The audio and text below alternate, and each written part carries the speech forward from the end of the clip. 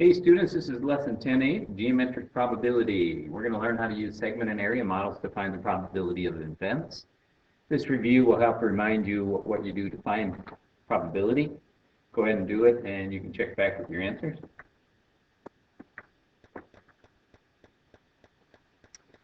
So the definition of probability is the number of favorable outcomes divided by the number of possible outcomes. So underline the correct words in the sentence. The probability of an event is the ratio of the number of favorable outcomes to the number of possible outcomes. So let's say we have 7 red marbles and 3 green marbles in a bag. 1 marble is chosen at random. Find the probability. So we need the number of favorable outcomes, and that would be green, which would be 3, out of the possible outcomes, which is 10. You add those two together to get the possible. Some students may think it's 3 to 7. That's actually called chance, and that's a little bit different. So if you have 3 out of 7 chances, kind of a deal. But or odds is a better way of putting that. Your odds of getting green are 3 to 7. That's different. But if we want to write that as a decimal, then we just change that into a decimal, and as a percent, change it into a percent. All right. So here's a concept. We're going to use the length to help us find probability. If we can think of a number line, a point S on AD is chosen at random. The probability that S is on BC is the ratio of the length of BC to the length of AD. So the probability S on AC, so AC is this length here, and we show the length of segment AC by just writing the 2 letters A and C over AD. The probability of S on AB is the length of AB divided by the total length of the segment, which is AD. All right, we can do area in the same way. We can say that the probability S is in region R, chosen at random. The probability S is in region N is the ratio of the region N to the area of region R. So if we're given that the area of region R is 11 and the area of region N is 3, then the probability that S is in region N is 3/11. And we could change that to a decimal also if we wanted to. And I believe that would be 20.27 repeating, something like that. And that would equal about 28%. All right, so here's how we're going to use that. So the point P on FJ is chosen at random. What is the probability P is on GH? So remember that to find the length of a segment on a number line, all you have to do is take the absolute value of the difference between the 2 points. So we can do 11 minus 6 or 6 minus 11. And then we're going to write our probabilities this way. Probability, P stands for probability, and the probability point P on segment GH, that's going to equal the length of GH divided by the length of FJ, the total. And the length of GH, if you use the absolute value, you don't have to worry about which way you subtract them.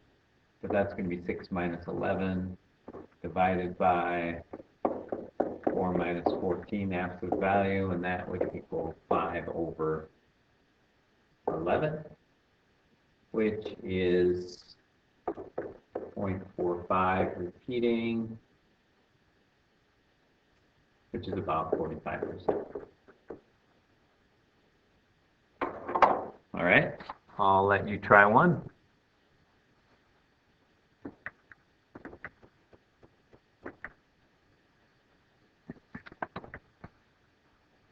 All right, we can use segment to do some other types of problems. It says a river ferry runs every 40 minutes.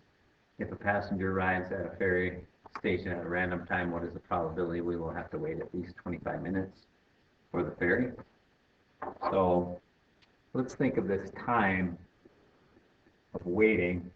So if you got there just after a ferry left, that would be at 0 minutes after the ferry left. And if you got there right when the ferry was leaving, that would be at 40 minutes. So we can use this segment to represent the total. And then if I think about waiting at least 25 minutes for the ferry, I can create that zone of at least 25 minutes. These are 5-minute groups. So if I arrived right here, here being 40 being when the ferry is leaving, if I arrive there or there, there's up to 10 minutes of wait, up to 15, up to 20 minutes of wait, up to 25 minutes of wait puts me here, and here is 30 minutes of wait. So this little segment here represents the time when I'd have to wait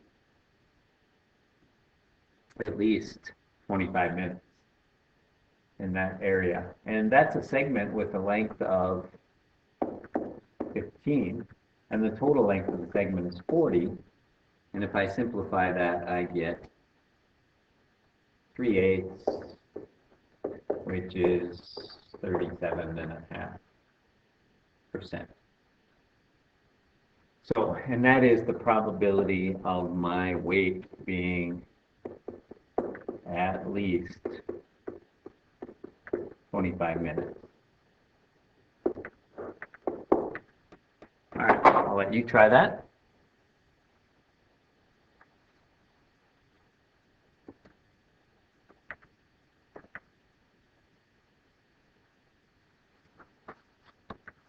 All right, let's use area to find probability here. Circle is inscribed in a square. Point N is in the squares chosen at random. What is the probability that N lies in the shaded region? Well, the probability N is in the shaded region.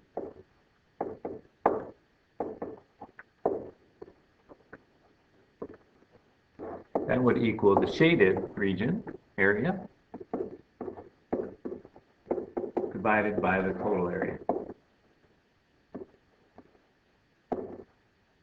And so we're going to have to do a couple of calculations here. We need the shaded area. Let's do that down here, shaded. The shaded area we're going to find by doing the area of the square minus, so we're talking about that whole square minus the area of the circle. So if we do the square minus the circle, that'll be the shaded.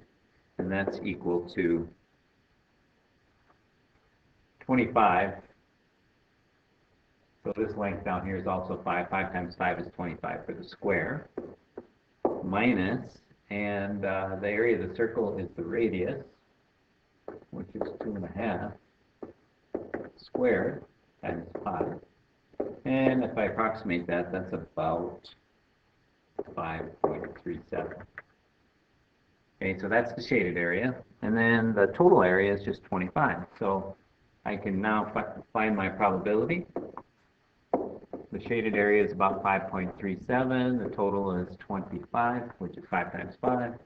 And if I change that to a decimal, it's about 0.21, which is about 21% probability of being in the shaded area. All right, you can try that.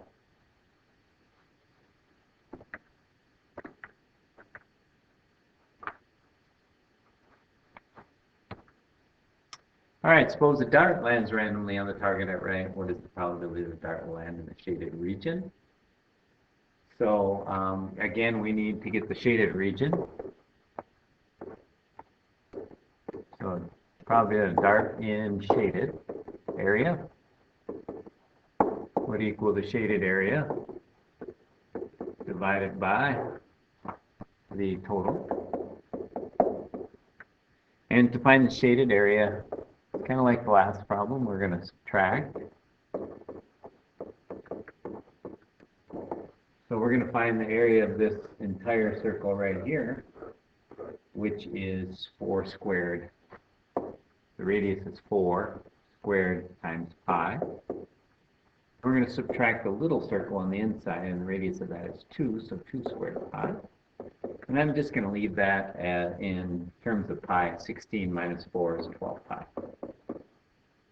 Now the total area, and it's kind of hard to read, but this line here, the total length of that line is 8. So the total area is 8 squared pi, or 64 pi.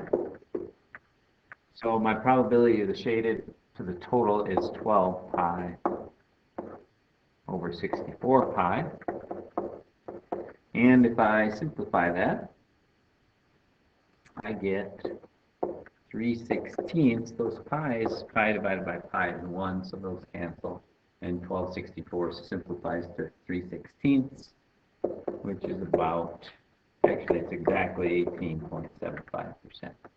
All right, I'll let you try that.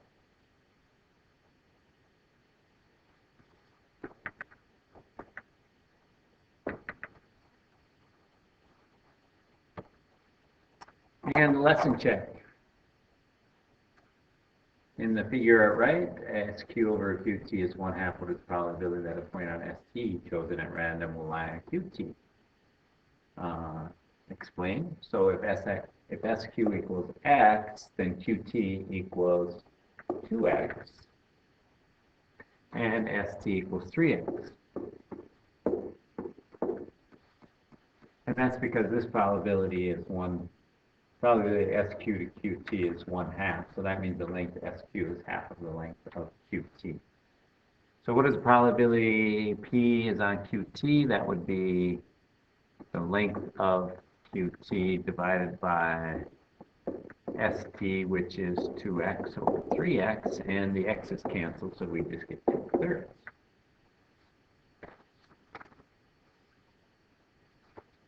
All right, that should do it. I'll see you tomorrow.